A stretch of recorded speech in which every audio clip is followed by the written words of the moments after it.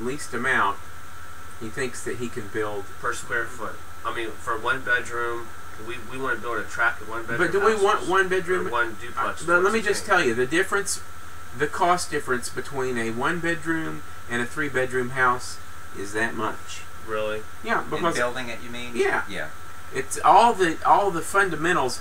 It's a tiny increase. Like build a smaller 3-bedroom. I would much rather, plain Jane. I'd much rather build a 3-bedroom as a small continue small. I mean, quite frankly, that downstairs at Guyan is going to be a small.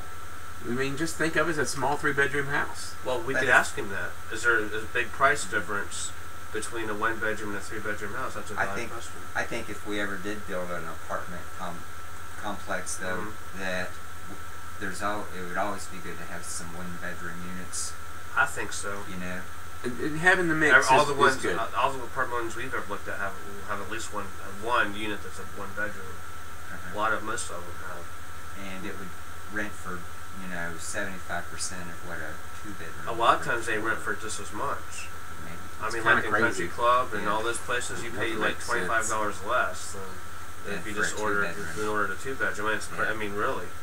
I mean, but we're getting $475 out of that 1-bedroom over there, and we were told, but not just one person, but by 2 or 3 people that would be lucky to get $350. So that just tells you, and people weren't just so turned off by the price that we were charging. I mean, we had people. I mean, it got to the point where I just left it open. I mean, and the neighbors were complaining about the cars being all over the place. I mean, so those were a success. Mm-hmm. It's because we put them on Craigslist that we didn't do any advertising, except on Craigslist we didn't do any paid advertising. We set up the website. We put them on Craigslist and a banner on the front, which I think was a bad thing in hindsight because it attracted the people that were walking up and down the street, that kind of thing. What we should have done is left the phone number off and put the website maybe, so that people that actually I wouldn't have done it again. I wouldn't have even put the banner up. I would have just put the rent sign. I think there could be some value to that. Just because Craigslist was so busy.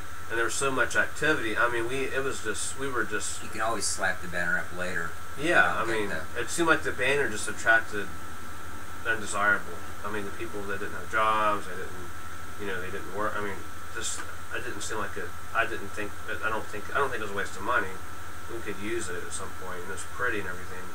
But this Craigslist campaign was so successful that I don't think we needed to do anything else. I love the idea of having something new.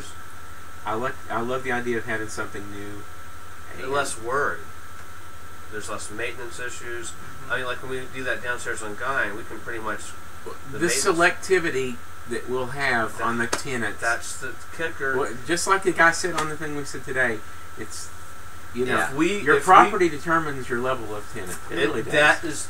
That's another point that was a nice point that he made. That was. You want to wrap this up? All right, here's our contractor. We'll let you know what happens, guys.